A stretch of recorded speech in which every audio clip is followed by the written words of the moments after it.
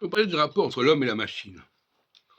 En réalité, nous sommes tous des machines. Nous avons tous un rapport avec la machine, soit à l'extérieur, soit à l'intérieur de nous-mêmes. Les gens les plus doués sont des machines qui ont quelque chose, ce sont des gens qui ont des machines intérieures. Et les gens les moins doués sont des gens qui font appel à des machines extérieures. C'est aussi simple que ça. Donc, je reprends l'expression de Descartes, la question de la certitude.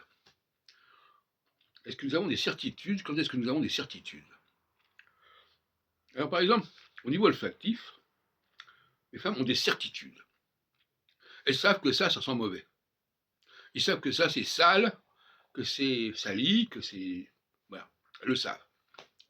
Et donc, ça, elles fonctionnent comme des machines. Elles disent, attention, attention, il y a une espèce de voyant, attention, ça sent mauvais, ça sent mauvais. Ils ont une certitude. Certitude mécanique, certitude fonctionnelle. Et puis, au plus haut niveau, il y a des gens qui ont des certitudes intellectuelles, certitudes conceptuelles, certitudes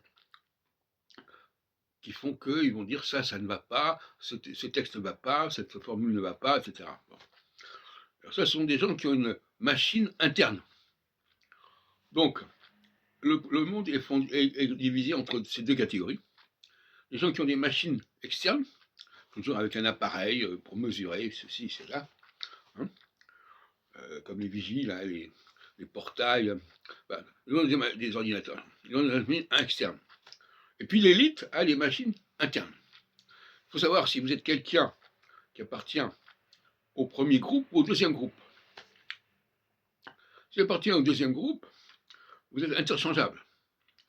Une machine externe, bon ben voilà, voilà, on en met, voilà, c'est pas vous qui comptez, c'est la machine externe. Par contre, si vous appartenez à l'autre groupe, c'est vous, en tant que personne, qui comptez. C'est pas n'importe qui, c'est vous qui avez cette capacité. C'est pas le voisin. Vous n'êtes pas interchangeable. Et il s'agit de distinguer les deux catégories. Les deux types de certitudes. Parce que les gens qui ont une certitude olfactive, ils n'ont pas du tout de certitude intellectuelle. Les gens qui ont une certitude intellectuelle sont souvent déficients au niveau des certitudes sensorielles, notamment le goût et l'odorat. Les gens d'en bas, ils ne pensent qu'à une chose, c'est à manger. Ils sont très, très gourmets à ce niveau-là. Si vous allez dans les milieux marginaux, on se réunit autour de repas, et on dit ça c'est bon, ça c'est pas bon, etc. Donc ils ont des certitudes. Certitudes gustatives, certitudes olfactives. Et puis à un niveau universitaire, à un niveau académique, au niveau de la recherche, on a d'autres certitudes. Certitudes au niveau de la cohérence, au niveau de la logique, au niveau du concept. Donc ce sont deux populations qui se complètent, mais qui ne doivent pas être confondues et mélangées.